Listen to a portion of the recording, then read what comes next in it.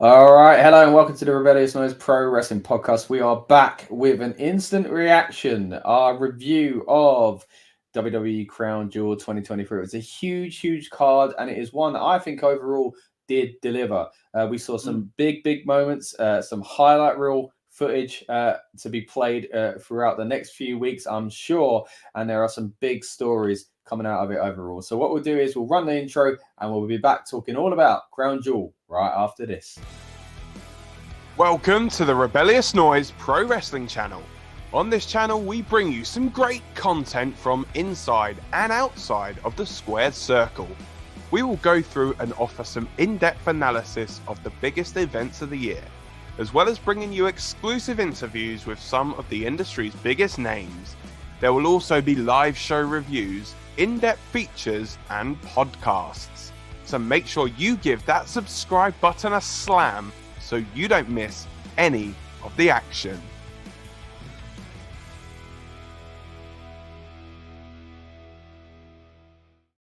Right, it's been a big day / night of action. We've been streaming for quite a few hours. If you've been with us all day, I thank you so much for returning now as well. Of course, we started out on our YouTube channel today with our build-up show at 3 o'clock UK time. Then we went into the watch-along going into 5 o'clock when the show started. And of course, now we are back with our instant reaction review as well. My name is Scott. I'm joined by my favorite luchador again, Rob. And yeah, we're here to just break down all the big stories to come out of the event. Of course, we have reacted to these things on camera already with our watch along, but we had a little time, a bit of a breather. You know, we've calmed down a little bit. The matches are over, and now we're going to kind of attack them from a different angle and essentially just talk about some of our favorite parts from tonight's show and maybe some of the issues with it as well, and kind of concerns going forward, because this is kind of a show that's got a lot of stories coming out of it that I do think, you know, will affect not only Raw and SmackDown, but maybe Survivor Series coming up as well. So overall, Rob, what's your thoughts on the show? It was really good, man. A lot of positivity to come out of it. There was a few things that I didn't enjoy. Yeah. Like little things. But other than that, like, it was solid PLE. Probably one of the best Saudi PLEs that we've had ever. Do you think? Yeah. I would say so. There was a few moments where it was a bit up and down, but obviously we'll get in the matches, but we'll get on to as we go through. Yeah. But other than that, man, I enjoyed it. It was fun. I think the only thing I'd say is that it's weird saying this, but some things felt just predictable. That like most of the show, and the things that were kind of surprising also were quite predictable, like Logan Paul winning, for example. But then at the same time, getting a return of Kairi Sane was huge, because no one saw that coming except for Sludge Sports, who of course was with us on the watch along and randomly said it like 5 minutes before it happened. Absolutely incredible. And he's back with us here. I see your comment there, mate. Thank you very much for joining us again. But yeah, it was quite a funny one. So go back and watch that clip if you haven't seen it already. But let's break it down, Rob, match by match. We're going to start at the very beginning. Well, before the beginning, we're going to start with the match that was on the kickoff show. Of course, only announced a few days ago, Sami Zayn versus JD McDonough. And quite an interesting one, of course, to be on the kickoff. A fantastic match by all accounts. I've only seen bits of it myself, but you saw the whole thing. You were running it down live on the build-up show. So I'll kind of lead over to you to give most of the analysis for this one. Yeah, it was a lot of back and forth. I think the big things to come out of it was the monkey flip that kind of looked a little, I don't know how it was supposed to look. Real rough. Yeah, because JD hit his neck on the rope. And then something, I don't know what happened to JD, but he got like a he's got like a burny sort of thing on his arm. Like, I don't know if it was like rope burn or like from the mat or something, like a carpet burn or something like that along the lines. But the match itself was really good. I really couldn't tell who was going to win. It was really hard to call. You know, throughout the entire thing until basically Sami hit his haluva kick. After he hit that and he hit the Blue Thunder Bomb, it was over. Like, we knew it was over. But yeah, I'm in two minds about it. Like, I do think it was really good, the match itself. My irritation is two things. One, you finally get a show on a kickoff, and it's really good that it should be on the main show. It's too good, yeah. And then the other thing is JD should have gone over. Yeah, like, see, that was the thing we were saying going into it. But I think being on the pre-show, as I said, when we were doing our predictions on our build-up show, is that if it was on the main card, that maybe is more the case. Whereas this was on the pre-show, and it was surely just about getting Sammy out there in front of the fans and kind of getting the night, starting with a bit of a buzz. And I think that's exactly what did happen. That was my fear as far as my own predictions went, because I went for JD, you went for JD, but Lucas and Dan correctly predicted Sami Zayn to come out with a victory. And again, I could see both sides of it, but I think it kind of should have been JD overall. But I understand why it wasn't. If it was on the main card, I think it would have been more of a problem in my eyes, because JD needs to do something and get win, or sooner or later. Quickly go to a comment here from Sludge Sports as well. Says, did you have that ring footage? So basically, on the watch along, Rob had a takeaway delivered, and he completely forgot that he was wearing the mask and went and answered the door. We haven't got it yet, Sludge, but we think there might be footage of it. If we could get some, we'll try and use it. But if not, it was a funny clip on the watch along anyway. Right. We come out of the pre-show and our build-up. Once again, thank you to everyone that joined us on that live. And then we go into the main show, which, of course, we did with a watch-along. So if you want to ever re-watch this show and you didn't watch the watch-along, you've got a second chance there for you. It will be on demand on this very channel. Now, let's go into the first match we see, and it is Seth freaking Rollins defending his World Heavyweight Championship against Drew McIntyre. And most of the speculation around this match has been around whether or not Drew is fully turning heel. And I do think there's still room for that. And the whole Broken Dreams thing, we talked about the possibility of him entering as this Drew and leaving as the Broken Dreams Drew with the theme song if he won the title. It wasn't to be. And I thought, well, then if not, he needs to kind of destroy Seth and really heal it up. He kind of acted a bit like a heel in the sense that he took advantage of Seth's injury. But other than that, him walking out the ring was a bit of a disappointment for me, but I think it was to kind of make way for the kind of swerve that we got at the end of Priest acting like he's going to cash in, but then not being able to. Another interesting note is, of course, Sami Zayn, steals the briefcase and runs off with it. Another interesting note is the Rhea Ripley moment we got backstage, kind of looking at Drew as if to say, I told you so. And, maybe flirting with the idea that Drew could be maybe joining the Judgment Day. But anyway, let's go back to the match itself. Really enjoyable from my part. I know this was, we'd had this opener we mentioned already, but as far as officially opening the show, this was a great start to the show as well. Just jumping on the predictions for this. So Drew McIntyre was picked by yourself and Lucas. Me and Dan are the ones that went for Seth Rollins. I'm glad at least I got a point that time. But overall thoughts on this match, mate? Yeah, it was good. I think, again, it was another one of those things where I get you're trying to put Seth over, but at some point, how long does Seth have to be this Super Saiyan wrestler defeating this back problem before he gets pinned? You had Nakamura, a prime person to take the title. He didn't want to do it. You've then got Drew, another perfect candidate to take this title, and you haven't pulled the trigger. Yeah. So at what point do you now? Who's next?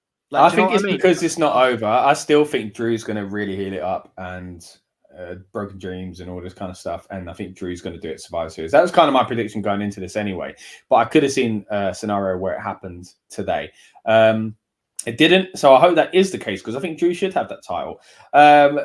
Lucas is with us on the DKW account. Says fantastic opener, odd result though. Yeah, I think we're all in kind of agreement here of it was a great match, but maybe Drew should have been the one to leave with the title. But I'm kind of optimistic that it's not because this feud is over and, like Rob says, we're going to go into, well, what next? But instead it's because we're really going to ramp up this kind of changing character to Drew, which is affected by losing this match. But again, you maybe would have seen more of that at the end of the match, and I would have liked to have seen that. So maybe that worries me that that's not the case, but that could have just simply been to kind of get out of the way of the Sami Zayn and Damian Priest situation. And again, teasing whatever that was with Rhea Ripley backstage. Yeah, I don't get that backstage thing either. I mean, the only thing that we said that we could think of would be Finn goes and Drew takes his place. But yeah, if it isn't that, then maybe JD McDonough goes and Drew takes the place. Maybe. I mean, there's a scenario where Drew comes in and wins the world title, and then Damian's got, and they've got even more gold around them, and then Damian's got the briefcase and whatever else. Lucas makes a good point here. Survivor Series is War Games, though. If Drew wins there, it'll be overshadowed. Yeah, because I mean that is the thing. Because Survivor Series, you'd imagine Roman's not going to wrestle in that, or at least for the title, and maybe it'll be a bloodline thing again.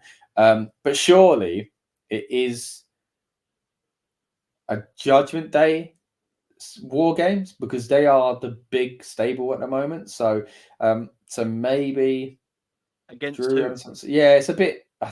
Well, Cody, Jay, they'll be a team Sammy, like that, you know. And Cody, it'd be Jay, a classic. It'd Sammy. be cool if they even dress up in the war paint and all that kind of stuff as well. But yeah, I'm actually looking forward to it. I know Lucas ain't a big fan of War Games, but I'm optimistic for what it could bring. We talked a moment ago about Rhea Ripley. Let's move into that match as well. Rhea, of course, odds against her, essentially, when you have these multi-person matches. On the build-up show, we have Lucas's predictions on that, where he was basically saying, you know, sometimes this is an opportunity to get away with, you know, taking the title off the champ without kind of directly making him take the loss, take the pin at least. And I started to worry that was going to be the case. It wasn't the case. And Rhea looked incredible in this because that finish, I mean, again, go back and watch our reactions on the watch along, where, of course, we're just going to kind of briefly have an overview of the matches here. But if you go back to our review, our kind of instant kind of take on it as it was happening, you'll see just how impressed we were with that final kind of moment where Rhea Ripley, of course, hits the Riptide from the top rope to break up a pin and then steals the pin for herself. Absolutely phenomenal ending to this match. Yeah, no, I agree. That's I think that's prime. It's like a prime heel move, you know. Like you do what you can, you put on a good show, and then obviously you just steal it at the end. There's something like the Miz would do back in like 2015, kind of that kind of era. It's like a perfect, you know, it's a perfect heel move, and I really enjoyed it. The finish was good, and you know what? I think the match was good as well. Overall, it started out very sloppy, but I think it really did pick up, and everyone performed quite well in it. I thought it was a really good showing. Lucas says this is probably Rhea's best match since winning the belt. Only took 7 months. To be fair, yeah, we kind of covered it in depth on the build-up as well, kind of touching on your kind of original point, Lucas, that hasn't been the greatest run. But I think that's been the issue all along with this, that Rhea, in my opinion, was popular because of the Judgment Day, not because of her work in the women's division, which is why I was very much against the idea of her winning the Rumble. Any other year, I would have been for it. I'm a big fan of Rhea Ripley. And at the moment, I do think it's working out with her having the title, but I feel like it's more of a prop for the Judgment Day than it is in the image of them having the titles than it is for the actual division. And I think that's been the case for a while, which is a shame, but you know, matches like this will kind of put the focus back on, no, she isn't just a member of the Judgment Day, or in my opinion, maybe even the leader, but she is also, you know, an individual solo wrestler who is kind of doing her own thing out there as well. And I think it really did kind of put a stamp on that. And as you said, Rob, it was a really enjoyable match. Yeah, definitely. I said, I think the main talking point there is the finish. But then I think if that finish hadn't have happened the way it went, we could be looking at Raquel as the new champion because the ref wasn't moving for that. It was going to be a free count. Yeah. So, you know, a nice little steal there from Ripley. Yeah, that's a good point. That makes her look strong as well. You know, she kind of was unfortunate to be on the end of that. And using, it was Zoey Stark that the move was done on, right? So, I think it was a very smart way of doing it. And of course, like I say, kind of protects Raquel as well, because I do think they see her as like the next thing. But as I said earlier on the stream, I think she should be winning it in a one-on-one match. And I don't think it should be anytime soon, if I'm honest. Lucas says entrance took up half the show, though. Yeah, that was a long entrance, wasn't it? It was a very long entrance. Didn't fully get what it was, but as I said on the watch along, I do like the fact that we've come from women can't be on the show to a woman who gets one of the, you know, a big entrance, even if it was a bit of a confusing one, and also an entrance where it was basically men kind of treating her like a big deal. You know, it was, you know, you ain't gonna get that often. So that was quite interesting, you know, the kind of turnaround there as well. Lucas says that War Games will mean an early night for him. Come on, Lucas, don't be that harsh. Some of them are really enjoyable. You got to be honest. Some of them have been great. I know some can be a bit, but we'll see. You got to give it a chance. Any other thing to note on this match here? Again, the entrance was fantastic, and I really do like the point again that a woman got a big entrance in it, and it was men that were kind of like giving her that entrance. No, I mean, I feel like we kind of covered what we needed to. Where do we go from here? I think that's my next question. If she overcome all the women, Yeah, in that match, the other 4, she's now victorious. She's got that big moment. Where does the feud go? Who's there's next? no like direct challenger, is there? Like No, maybe because it didn't Raquel. feel like it set something up. Maybe the Stark thing, because obviously she got the Yeah. riptide done to her, but it's almost like a distraction, isn't it? Like she's busy in the Judgment Day. She can't be losing her title, you know. Yeah. So whoever it is would have to kind of fall to her anyway. So yeah, it's a bit of a tough one. I don't mean to be disrespectful, but I do feel like it's more of a prop for the Judgment Day than it is a new championship or rebranded championship that's kind of getting a real kind of focus. It's good for Rhea, but I'm not sure how good it is for the division. But then again, there was no one in that match that was like, they need it, they deserve it. This is where, like, if any of them took it and they took the title away from Rhea, I don't think what they'd be doing would be kind of captivating just yet anyway. So Shayna apparently said, Lucas says that Shayna looked very strong, but just didn't think they're ever going to pull the trigger on her. That's it. Yeah, I mean, every time she's in a big kind of a match, it's just about like the only. I never believe it anymore. It's only if they decide to push her like this, then if they do the old Shayna, but how many times can we say that? Do you know what I mean? Her best spell, again, I said it on the watch along, was her match, her thing with Ronda, which ended way too soon anyway. Now, also says they're just treading water until Becky versus Rhea. That's a possibility, actually. I think it probably is about getting that big match in a few months' time, because I don't see it happening at War Games. That's 5-6. But then again, will Rhea be in the War Games? That'd be fantastic. Even if there's not a woman on the other side, I think it'd be great to see a Rhea in the War Games match. Even if it's with the rest of the Judgment Day against just men. That would be pretty cool as well. But again, doesn't do much for a title. But it seems that these days, those kind of titles, singles titles, take a backseat at War Games events anyway, whether that be the NXT version or the Survivor Series version as well. But another 1 year reign, says Lucas. Yeah, I don't know. But what else do we want for that title at the moment? So I don't know. Right, let's get into the next match that wasn't actually for a title, but it was kind of still for something. I guess some sort of pride in John Cena or Solo Sikoa. Now, Solo Sikoa does come out on top. It's exactly what we thought it would be, exactly what I think we hoped it would be. Let me just double check our predictions. Where is it? Yeah, Solo. I think we've all gone for Solo. Maybe we all said Solo, right? Yeah, and it's the right move. I did think the ending was cool once it ended. Halfway through the 15,000 Samoan spikes, I was getting a bit bored of them. But I enjoyed it, man. I like the visual of it, and especially the last one, how you kind of just propped him up and did it. But yeah, I think it was the right call. Again, as we said earlier on, this is all about. I think we've all kind of seen this as the big point of this return for Cena was surely to put over Solo. It just felt like the writing was on the wall since he come back, and now we've done it. So this could be it. Now we even talked about on a watch along, could we see him take off these wristbands and leave him in the ring, kind of flirt with retirement, and obviously come back in 6 months' time or something like that. But they're really playing up to this John Cena hasn't won a match in ages situation. So where do you think we go with that? Is Cena going away now, and what do you think happens next with him, whether or not he does go away or returns? I really don't know, man. I mean, in my opinion, what they should have done was what we were saying about Cena shouldn't have walked out on his own. It should have been stretched out. And then if he does come back for Rumble, put Solo in the Rumble, let him kind of throw a couple bodies out. Out comes Cena. Cena throws him back over. Yeah, throws him out the rope, over the ropes, and then again, a Mania or something like that. Yeah, that's how I would have booked that, because then that way both of them are busy, But then I think the issue with that is Cena didn't look like he was wronged, where he can come back and say, "I'm coming for you," and Solo's like, "Oh no!" If you're Solo, in character, you're thinking, "Big deal, I battered you." He literally battered Cena. So there wouldn't really be that same kind of, obviously the hype would be there because it's Cena returning or whatever else. This is if he does go away. But there wouldn't be that kind of same oh my gosh, he's seen a ghost, he's back, it would be, oh, you're the guy I battered the other week.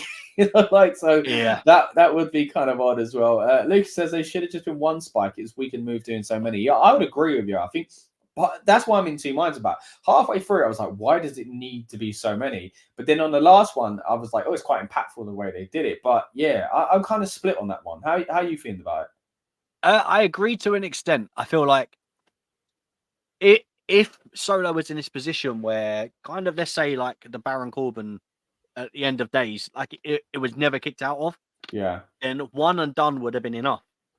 But I think the story was, the promo was, Cena said he needs to tape up, Solo needs to tape up his thumb real tight because the only place he's going is up his backside. right. I feel like they mentioned the spike and he had already done some damage. Solo wanted to do more damage. Yeah. So, yes, maybe one would have been enough, but by doing repetitive, he done 7 at the end. Yeah, it wasn't that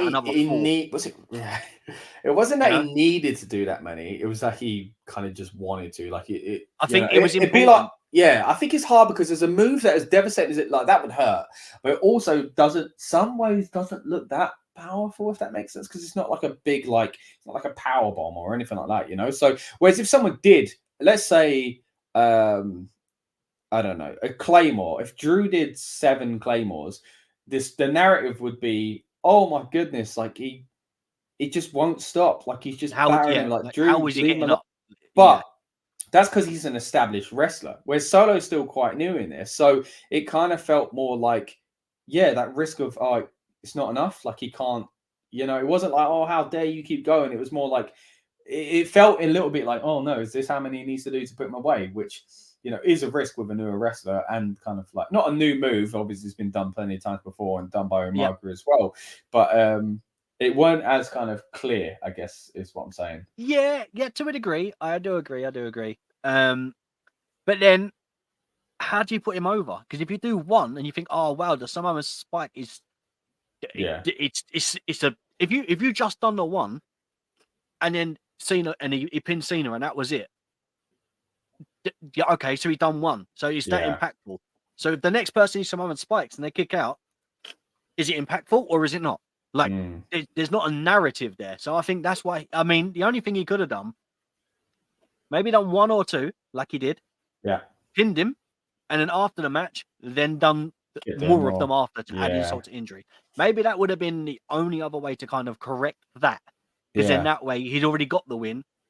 And then he done more for insult. And then you can play into the whole again, like, oh, you've gone too far. And then if Cena does go away and come back, it can be this kind of, you know, I'm coming, you know, you were out of line, you know, not very sportsman-like, you know, sort of thing. So, but there we go. A good match overall. It started out a bit slow, but I think the right decision with who went over. And hey, it's a talking point at the end of that match anyway. So there we go. I mean, there were some good match times as well, you know. As in, like, people got a good amount of time, yeah. As I was saying, like the lowest one, I just said it before we come on air. The lowest one was the 5-way women's match. That's mad, especially for a match that had 5 people in it. That was 11 minutes. Oh, sorry. The lowest one was Sami Zayn and JBD McDonough, but that was on the pre-show. That was on the pre-show, yeah. Other than that, Cody's and Damian Priest's and the 5-way match. All 11 minutes 5 seconds. Both 11 minutes 5 seconds. Everything else over 15 minutes. Oh, fair enough. Yeah, it was quite a stacked show. Like I said, it was a huge card. Just about 3.5 hours long as well. So they did pretty good timing wise. And again, handy for us over here in the UK, getting to watch it at a reasonable time, which again is why we did our watch along stream earlier today as well. Let's move into the next match, though. We've got Rey Mysterio, of course, was defending his US title against Logan Paul. And for me, probably the best thing that happened on the night was Logan Paul winning the championship. If you're new here, you might think, crazy to say that, isn't it? But I don't know. Like we were saying it on the watch along, the build up. We've been saying it on other streams over the past few months as well. And even going back to last year, as we mentioned earlier on, that when it was Roman Reigns defending the WWE title, it felt like, oh no, this would be bad for the WWE title. But at the same time, I could understand where they'd come from if they was to pull the trigger and give him the belt. We mentioned it a few times already, but just to kind of recap, that title being on kind of, you know, his ring walk to his next boxing match, or, you know, the background of the Impulsive podcast, or on a red carpet event or something like that, is huge. It's going to do wonders for a title that, let's be honest, isn't that important these days. And we kept saying, surely Rey is the champion purely to give it to Logan. I think him calling Ray out after his fight, I think him kind of wrestling with someone of that style, and where many Laps fans are going to go, Rey Mysterio, is he still going? Is he like, let's see what happens with him and Roman Reigns. I really do think that would have got a lot of eyes on the product tonight as well, and I do think it was a very good idea to do it. Sludge Sports agree. He said, yes, my favorite match. Of course, we found out on our watch along that Sludge isn't a big fan of Rey Mysterio. So, of course, is happy that Rey lost the title. I do think that Rey was just purely a transitional champion. At first, it felt like it was something to do with Santos Escobar. And to be honest, Rob, that could still be where we're going. Santos didn't come out in an LWO shirt. So I thought, this is the moment. But instead, he messes up one of Logan's members of his entourage, leaves, gives him the brass knuckles, and they end up flying. He tries to give them back. Santos kind of prevents that, but stupidly leaves them on the side for Logan to pick up and use. Now, will this come up as an issue now and a rift in the LWO, or do you think they're just going to conveniently forget all about it? I think it'll be mentioned. Yeah. But I think with Rey being the big babyface character that he is, he can't press it too much, can he? No. But then he pressed it against Logan, but then Logan done it. I like that as well. We mentioned earlier on, but him being like, you know what you did? Like, I really like that, feeling like unjust, being like, come on, you can't really celebrate like this. And Logan trying to ignore it and pretty much being like, you're great, man, you're great. Kind of. Yeah. Really... Logan says like, I've done what I had to do. I'm sorry. But that's it. Again, it's a different narrative to, I beat you. Like, Logan said he wanted that title. So showing that he was going to do that with the brass knuckles. Whatever it took, yeah. But I think go ahead. I was going to say, what annoyed me, and I'm not moaning about the finish was great, but it didn't need that finish. Like, maybe he could have pulled the brass knuckles out from behind, under the ring or something like that. He could have got them from somewhere. But I don't think he needed like a stooge to kind of bring him in and like bear. Maybe, but then again, you do if you want that visual of him being chased off, and the idea that Santos has kind of accidentally not helped and made this situation worse. I feel like it does. The way they've done it sets up for something else. I think they've planted the seeds again because of the character that Rey has. He can't really press it like you said, but maybe what he can do is press it a little bit, which they've done before with the LWO. When it was that kind of a little bit of a rift about him taking his shot and stuff like that. And then it's dropped. So that when Santos finally does turn, they can show in a promo package the several little times that there was a rift between them. And then it finally blows up. Not because of Rey pushing him, but because Santos doing it and kind of saying, oh, Rey pushed me. But the audience won't feel like Rey's been nagging, So it might be a kind of clever way to do that as well. But overall, a really good match. I missed the start of it, but you were covering it, holding it down on the watch along. And when I got back, you filled me in. And I saw when it was really starting to pick up as well. We mentioned how these guys should work quite well together, and they did. I think the execution of the final couple of moments was quite fun and was quite well done as well. And overall, again, good match and the right decision for me. Yeah, I agree. I think the one thing that we didn't mention though, there's a couple of things. How good is Logan in the ring? Firstly, man, that guy, he's getting better and better and better. Love to see him. I know it ain't gonna happen, but I'd love to see him full time.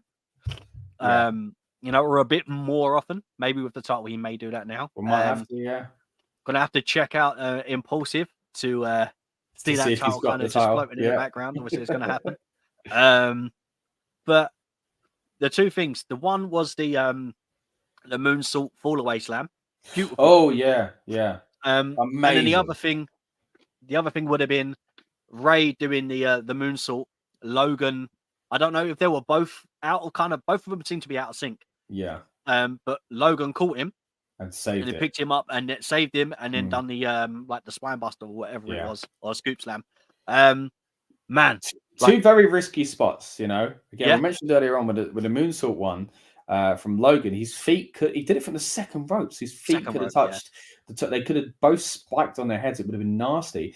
And to his credit, saved that situation. Whether or not he was to blame, maybe not being close enough, or whether it might have been, or Rey couldn't reach him. Maybe it was a mixture of the two. But it looked like Logan did go lower to catch Rey and then countered it to protect him. To protect him, and then countered it, kind of add to the story in a fantastic way. And again, we mentioned this. Logan's had a few kind of near misses lately, and they've all worked out well, and is credit to him. But I guess at the same time, the other side of that, you got to say, well, let's be careful with so many things, because if any of those things went wrong, it would have been disastrous. Yeah, definitely. I think the thing is, though, when you're doing them sort of moves, it's called high risk for a reason. Yeah. And that's, 100%. I mean, I think the only other thing we could have complained about, but it kind of worked, was the buckshot lariat that he done. If Yeah, that's what they're kinda. calling it, because I don't know if, obviously, that's Hangman Page's name for it. I don't know if they're going to call it something else over here. But he done it, but he dropped himself down a little bit, but then he kind of used that as leverage to spring himself into spring like up. Yeah. which is great. But my only thing is, again, it comes back to when we were talking about the Grayson Waller thing, when he does his DDC, he's got to go out in the ring to come back in the ring.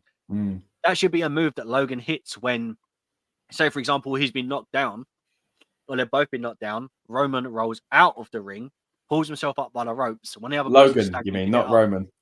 Did I say Roman? Yeah. Oh, right. We're not there yet, Rob. We'll get to that match. So he'd roll out, then get up, then do the buckshot lariat. So it's a feeded move, so it feeds off of the last thing. Both of them are down. That's the only time I would place that somewhere different, not as a setup for something else. Yeah, no, I get you.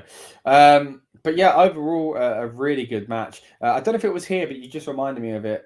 We did have Grayson Waller coming out trying to take over Miz TV. It does seem that Miz is becoming more of a babyface now. And you also missed it, I think, because you were off air at the time, but they announced a 4-way for the IC title on Raw, and the Miz does feature in that as well. So you mentioned earlier on in the stream that it looked like Miz might be going towards a feud with Gunther, and that could be what kind of sets the ball rolling for that one.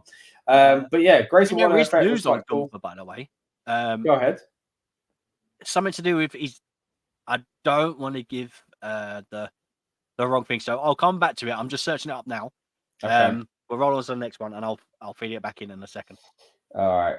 Hold on. Saying that, I've just had a little look on X, and this is very interesting. Oh, okay. Yeah, he can't leave the United States for 6 months. Yeah. No, I'm not talking about Gunther anymore. But that's cool as well. Okay. That's cool to know. That's strange. Didn't know if that's the case. Why is that then? I'll get to what I was going to say in a moment. So it says Gunther can't leave United States for the next 6 months due to a residency regulations. Wow, who's reporting that? It's being reported everywhere. Okay, so that would put him out of Elimination Chamber. Yep. It would make sense why he went on this show. Where was Fastlane? That was in America, so he could have been on that, to be fair. But okay, that'd be interesting to see how that unfolds. What it does make me think, though, is he'll be around for Bash at Berlin in August. Bash in Berlin, yeah. So that could be, yeah. Because he's saying, he says on the plus side, he says being home in the United States will give him more time with his wife. He's only saw her for 6 days in October. Fair enough. All right.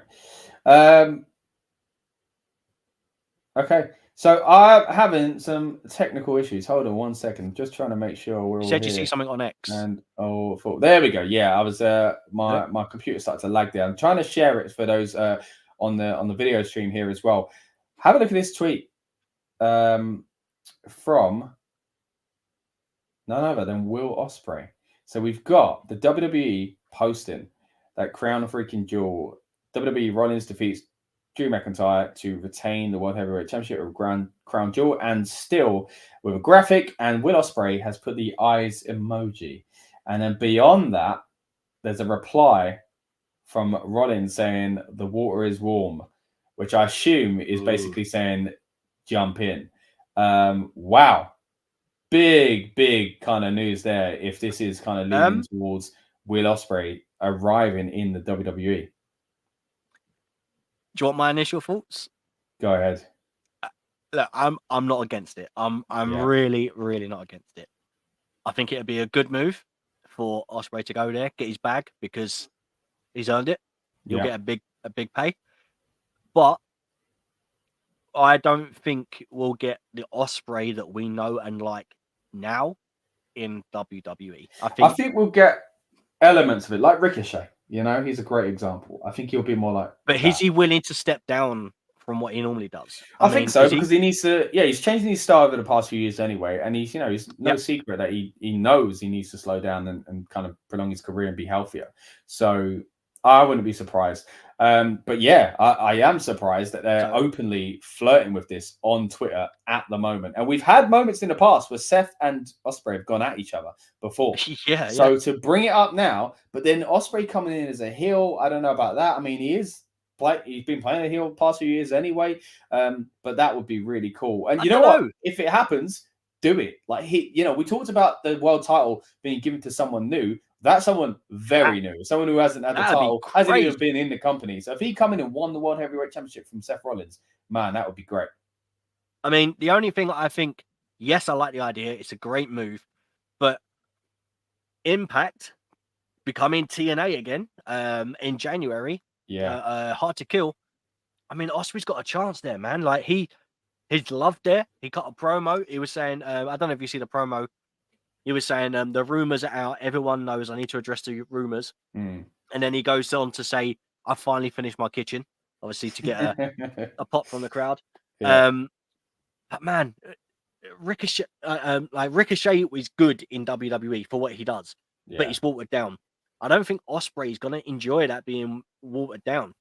But him being able to go to TNA, which is the thing, he was a TNA kid. He said that. Yeah. So him going to TNA and becoming the new face of TNA, it's like it's written on a wall for him. That's it. Yeah, I mean, we talked about this the other day, didn't we? We said, how going to TNA could be the answer long term, but maybe, to build a division around him. But like you said earlier, man, get that bag, go to WWE, do your WrestleMania payday, and he's in a position where I think he could do that. Yeah. So Lucas says he thinks Will Ospreay's teasing and that he thinks AEW is pretty much a lock-in now.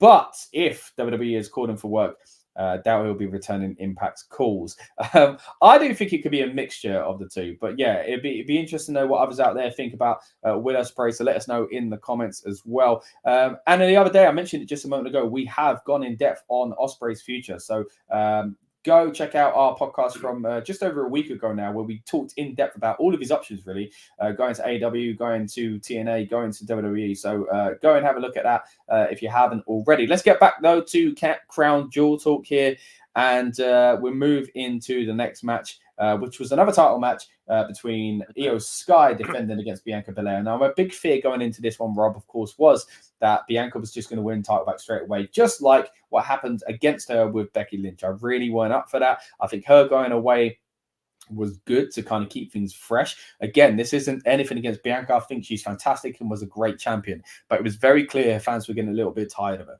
So either turn her heel or give us a little bit of a break. And if she come back after giving us a break, just straight into that same kind of spot by being the champion, I think it would have been a bad move. That might still happen in the future, but it doesn't look like where this story is going to kind of grow out of the Bianca part of it. It looks like what's happening next is going to be more about Io Sky moving elsewhere. Will that be against her buddy Bayley? Of course, we saw the return of Kairi Sane, and it was incredible. Again, Sludge Sports called it on the stream, on the watch along, said it minutes before it happened, and we couldn't believe it actually happened. But yeah, we did have the return of Kairi Sane, an incredible performer who I'm very glad to see back. And the interesting thing about this, Rob, was that they really played into Bayley looking shocked and being like, what the heck? Like, I'm supposed to be the leader of this group and I don't know what's going on here. So is this a scenario where she kind of kicks out Bayley? Is this a scenario where she tries to get get Kairi to join? Dakota, is she torn? Or does Io Sky just leave Damage Control and it becomes a 2-on-2 situation? So much to unpack here, so much to talk about with the match itself. But first of all, what are your thoughts on the old Bayley situation here? It could go so many different ways, man. So many different ways. I mean, you could have, DKW, Kairi Sane, Woo. I mean, we popped for it big time. Yeah. On the stream. As Sludge said, Kairi Sane, and then we weren't thinking it was going to happen. Then she was there. Which, great moment on the stream. I don't know, man. A part of me thinks it's a good move. Obviously, her coming back is fantastic. What do we do with her? What do they do with her? They line her up with in the position she's in with Io Sky. now what? That's my thing. Like, do we get the thing with Bailey and then kicking her out or something like that? Or do we get all 4 of them? Another thing that I was going to say was, what about if they was able to get rid of Bailey, then the next move was to get rid of Dakota Kai, and then were to bring in Asuka. So then 3 of them would be like a dominant, because they've gone at it back and forth between. I mean, 2 of them were like the Kabuki Warriors. Yeah. So it's not like they don't know each other. Yeah, and then that will kind of set something up. Yeah. But I don't know. I mean, it could be like a little split in the faction, and she goes elsewhere, and forms a new one. I mean, the only thing I could say would be Bailey leaves. Bailey gets kicked out. Yeah. And then from that we get a face Bailey. But I don't. Man, is it the time? Like, do you know what I mean? Like, she's doing well as a heel. Yeah. I don't know. In the comments, we've got Barry joining us again with a CMMM. I'm assuming in reference to, there we go, Punk with a double as well. CM Punk didn't show up. Still a chance. Again, all the rumors are out there, of course, about Survivor Series, especially with it being in Chicago. He says it's a clubber in time, man. The chants are back, man. It will be a wild year if it ends with CM Punk back in the WWE. Of course, we'll be touching on that, I'm sure, in more detail as we head towards Survivor Series, where at the moment it seems silly, but I know on the night, man, we're all going to be thinking it's a possibility. Barry says 21 days. He is back, counting down the days. I can see your avatar there is the CM Punk logo as well. So I mean, surely your avatar should be the Flash with the name Barry Allen. I mean, come on now. I mean, who are you trying to kid? The Flash is a fan of CM Punk. But yeah, we'll be back, of course, covering the Survivor Series in depth as we do. We'll try and get all of our regular podcasts out. So we're talking the preview and predictions show and our build-up show on the night of the event, where we talk about all the latest rumors and stuff like that. Get yourselves and ourselves hyped up for it. We won't have a watch along for that one because it is at a tougher time for us here in the UK. But we will hopefully come back with a recap and review. Barry says, "Yeah, haha." I changed it for 4 weeks. Okay, right. Wow. Let's get back into the show, guys. It's again the women's we're talking about here. Well, first of all, let's wrap up on the women. So again, we might see a split in kind of teams here. But what did you think of the match overall? It was good. Like, I really enjoyed it. I think if there was ever a time that you really needed interference and needed to have a shock factor, it was done so well in this. I mean, just seeing Kairi Sane, the way she was dressed, that attire, and I do hope she keeps it. I know obviously it's Saudi, so they have to be completely covered. But man, being a heel, changing up a look, because the pirate thing was cool, but it doesn't really fit. You know, this what seems to be a heel version of her character now. So yeah, that really suits us. So I'm hoping she keeps at least that look. Maybe she modifies it with cuts the arms down or something like that. But yeah, man, I enjoyed it. I think the match itself, though, really good. They delivered. It got a bit slow though. At times it did get a bit slow, but towards the end, for some reason, a lot of these matches in this show, towards the end, it really picked up. Definitely. Again, it's that kind of main event WWE style, isn't it? But Kairi coming in was probably the biggest part of it. But where does Bianca go next will be interesting as well. We talked about earlier on when we were covering it. I can't remember if it was on the build-up or the watch-along, but essentially you were telling me about how B-Fab had gone up to Lashley in the Street Profits and Montez gave a bit of a look. Will we go into the direction of B-Fab going after, I was assuming if Bianca had won the title, but maybe just a feud between the two anyway. It'd be interesting to see if we do go anywhere with those kind of players as far as Bianca's next feud as well. Let's get into our kind of, I guess, semi-main event here with Damian Priest going up against Cody Rhodes. A bit strange, as I said, on the stream that we didn't just have a tag title match. I mean, you've literally just lost your title to this man and you decide, you know what, I don't want a return match. I don't want another shot at my titles. I just want you, mate, just you. That kind of didn't make any sense to me, but it felt like it was surely just about giving Cody the fans Cody, and Cody was great in the match. Again, another one that started out slow, but really picked up at the end.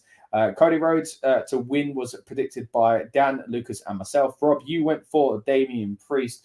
What do you think with with regards to this outcome? I can see the outcome. It makes sense. It does make sense.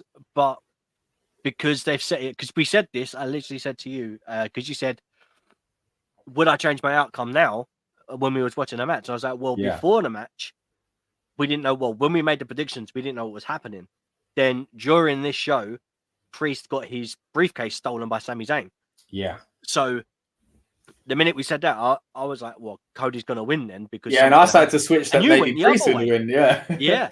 So would I have changed it after we knew what was happening? Yes. However, I don't know. I mean, the idea of Cody winning, yeah, great, Cody wins. But now what? Again, it's always that thing for me is, so you win the feud. Yeah. Well, what's next? Like, why are you getting thrown into another just random feud that you built up over a couple of weeks? Like, I mean, I guess you could argue that this is a long-term thing with the bloodline. Sorry, the Judgment Day, and I do think that's where we're going to go at War Games, and I think that will be great. Judgment Day versus Cody and friends basically will be pretty cool.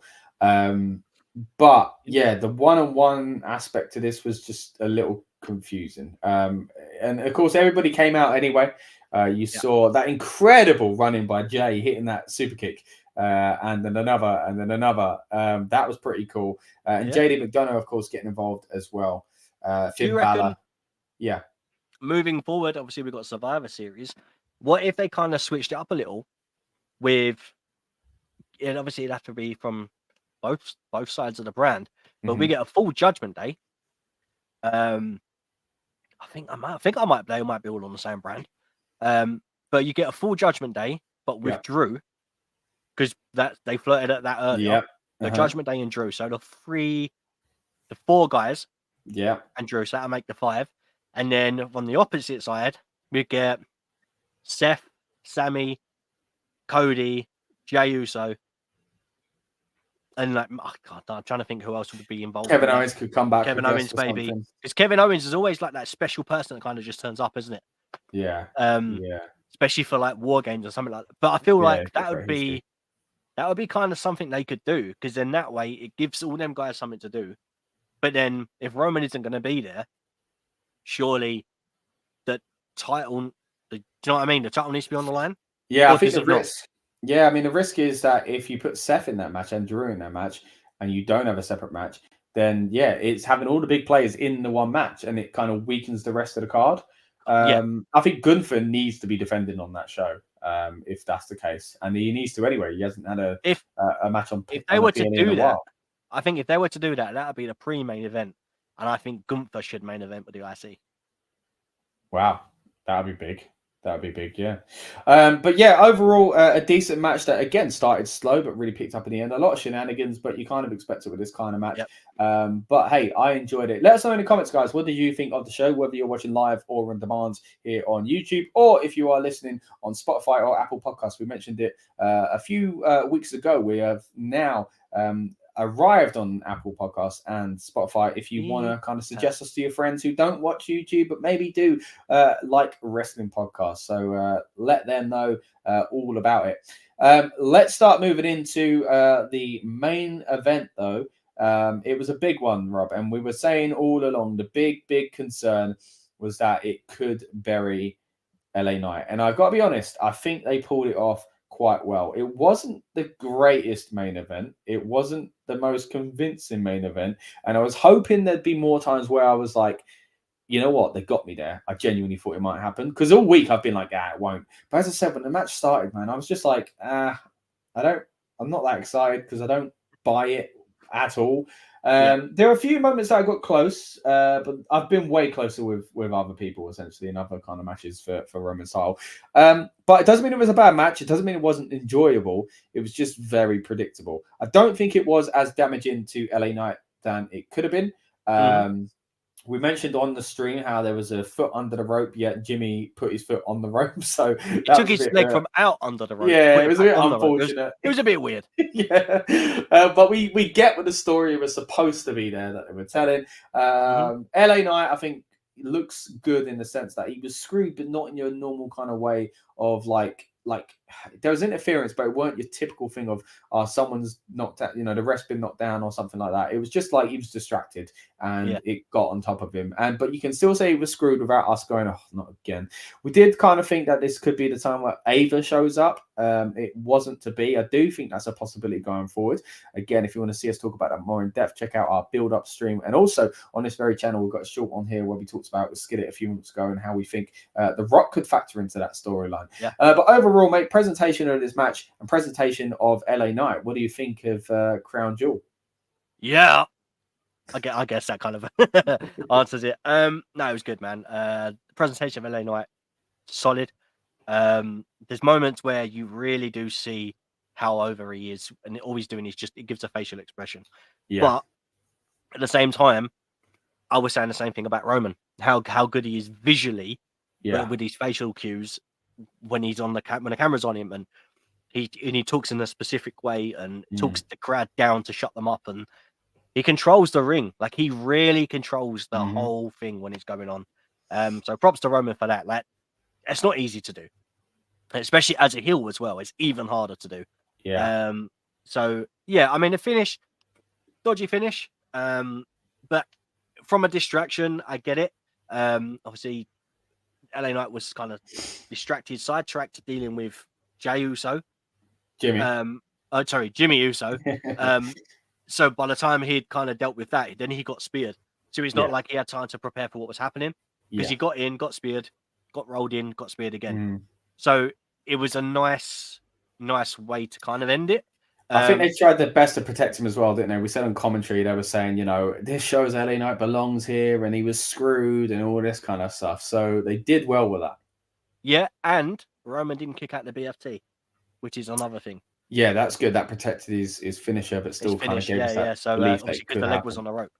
Yeah, that's a great point, actually. I don't think, again, we touched on it quite a bit already. I don't think it will be LA Knight that does it. I think that was the issue with this, is that they kind of, got something going there anyway. But as I said as well, I think they probably just thought, look, it's hard not to cash in on this popularity of LA Knight.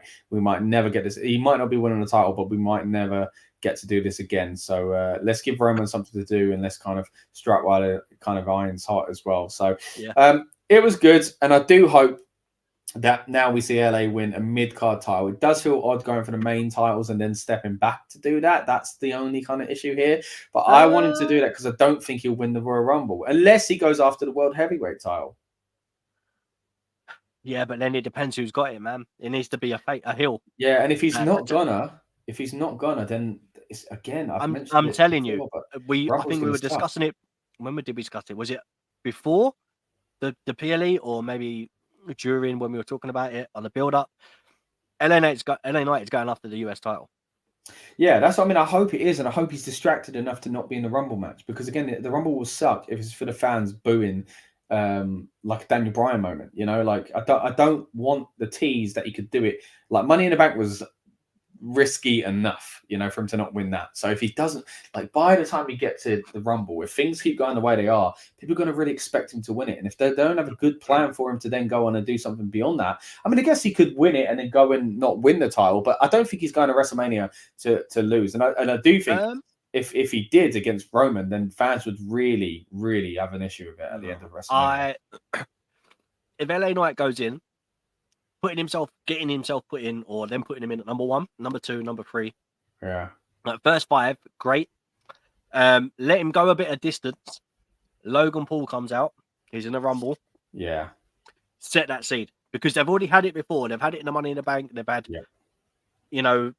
they've had confrontations. So set the seed, let it go there, and then LA Knight gets eliminated by Logan. Yeah, I guess if you've got Logan, the temptation is to put him in the Rumble match because he's an attraction, and it's great for that, isn't it? Like when Bad Bunny's been in it, Logan been in the Money in the Bank. So I was just wondering if that's too long, and maybe Logan should be losing the title at the Royal Rumble because it's kind of marquee match as well. But maybe not, and that's the way again to get LA out of that match. But yeah, that can kind of help soften the blow, I think. And I do think, as we said, there is that seed already, and I think that is a ready-made storyline they could easily hop back into. Gives that's the right thing to do, because eventually Logan needs to lose that title, and someone like LA, and I mean, what a run that title would have had. You know, as much as we said Ray's reign weren't amazing, to go from Rey Mysterio as a legend to Logan Paul, who is kind of going to get a lot of eyes on the product, to then the biggest kind of up and coming megastar, as he says, in LA Knight. I think that'd be a fantastic little run for the and it'll be a good pop because you'll get a WrestleMania moment out of that. There you go. But yeah, that kind of brings us towards the end of the stream, guys. Really do hope you've enjoyed it today. I have. Rob, I hope you have as well. It's been a long but enjoyable day. Again, we started live nearly 7 hours ago. Can you believe it, Rob? We've been streaming for nearly 7 hours. It's a full shift, isn't it? How much is that? How much am I? I'll let you know off here. But it's it's been a really good time, man. It's been fun. Thanks for joining me throughout. Pleasure. And the build-up show, again, if you haven't seen it already, I know it's about previewing the event, but a big part of it is just going off on those tangents. So if you want to hear us kind of talk in depth about some of the things we were referring to in this stream, then I encourage you to go and do that on our YouTube channel as well. Please subscribe if you want more content like this. We'll have things like review podcasts, previews and predictions, news podcasts coming your way over the next few weeks as well. Of course, heading towards Survivor Series, a big PLE to kind of get excited about there as well. It's been a great year for PLEs, and I can't wait for them to kind of cap it off with Survivor Series and then potentially a December one, although we haven't really heard anything about one just yet. And of course, we didn't. I don't think we got one last year either. But either way, Survivor Series should be good. I'm looking forward to seeing how the cards start shaping up between now and then. So I was going to say, they didn't do a December one last year, but they done day one, didn't they? Which was January. No, day one wasn't even last year either. That was like the was year it before. not last year? Yeah, no. I love my days. Day one as well. So, bro, I thought that was last year. No, it was the year before, because that was when the title scene just went crazy because of that's supposed to happen. So with like Brock and Roman, the whole kind of thing changed going on. Bobby Lashley and that. Oh, okay, yeah, I remember. Yeah, towards WrestleMania the previous year. So there we go. It's been great again. So subscribe if you haven't already. Not only do we have our wrestling podcasts on this channel, we have interviews with wrestlers as well. So plenty of archive content to go back and check out. And in the future, of course, we'll be covering more WWE, AEW, and a little bit of TNA and Ring of Honor and New Japan here and there as well. So thank you very much for those that join us on every single one of our streams, especially. But even if you hopped in and out for 5 or 10 minutes here and there, we really do appreciate it. We are trying to grow this channel, and it's going pretty well, thanks to you out there that have kind of stuck with us from the very beginning. And I saw we had a decent amount of new subscribers on our YouTube today. So thank you all so much for that. Our newcomers, we appreciate you. But of course, our old school heads, we are very much in your kind of debt as well. We really do appreciate you coming along with us. Yeah, just shy of 600 subscribers, man. There we go, man. Yeah, we're getting there. We're getting there. That's it. Yeah. So let's wrap up here, guys, and let's be back, I guess, talking wrestling in a few days' time. We're trying our best to do more podcasts, guys. Again, not just have it as reviews and predictions, but just talking about the news as well. So anytime there's a big story, we'll try our best to go live for you. And other than that, again, plenty of other content on our channel to kind of have a look into, including our review of a house show that we went to recently. If you want to know what happened at that Wembley show, we've got that covered. And again, big thank you to WWE for inviting us down to that one as well. But I've been Scott. This one over here has been Rob. Have you got anything to say before we get out of here, mate? I need a coffee. There we go. It's been a long shift, and we thank you for joining us tonight. We'll see you on the next one. Welcome to the Rebellious Noise Pro Wrestling channel. On this channel, we bring you some great content from inside and outside of the squared circle. We will go through and offer some in-depth analysis of the biggest events of the year, as well as bringing you exclusive interviews with some of the industry's biggest names. There will also be live show reviews, in-depth features, and podcasts. So make sure you give that subscribe button a slam so you don't miss any of the action.